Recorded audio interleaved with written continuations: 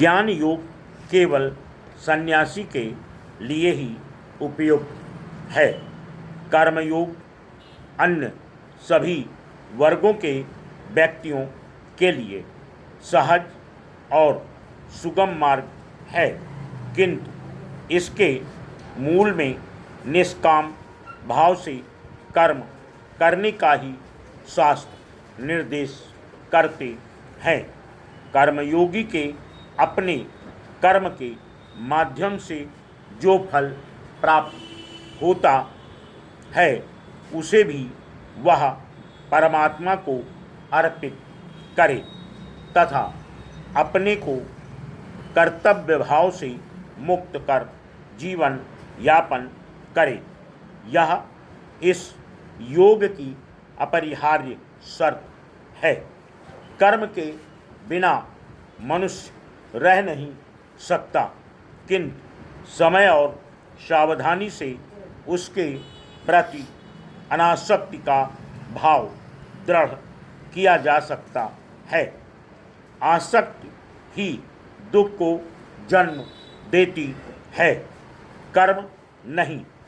इससे मुक्ति का माध्यम है।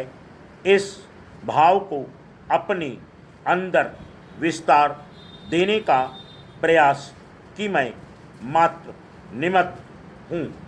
कर्तापन का अभाव ही अनासक्त योग है। कर्म की निरंतरता तो हो पर उसमें आसक्त न हो।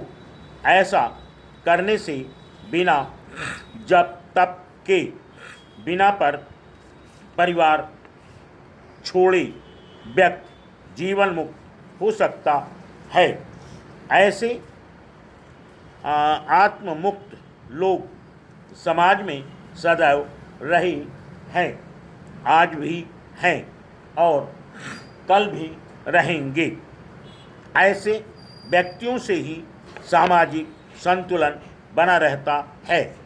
आज जो समाज हमारे आसपास प्रभावी है वह मैं और मेरा अर्थात आसक्ति के सिद्धांतों का पोषण करने वाला है।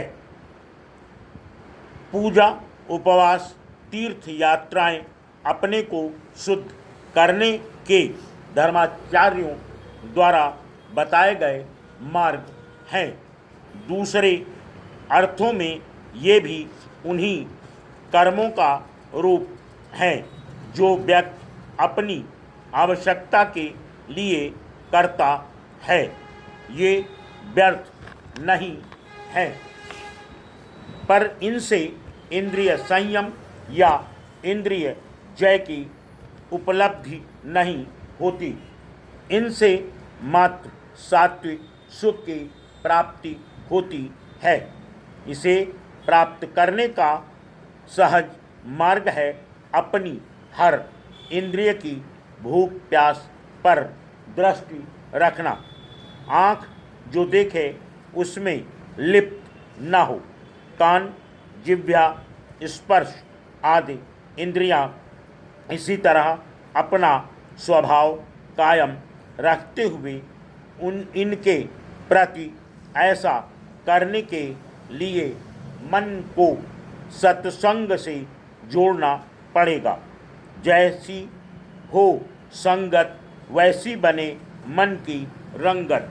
इसलिए संग समारो, दृष्टि समारो, चिंतन सवारो, यही हमारे हाथ में है।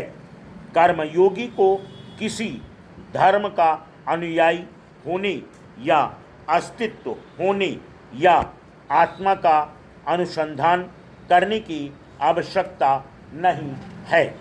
कर्म करो, फल की कामना भी यदि करो तो उसमें आसक्त मत रखो। Full stop.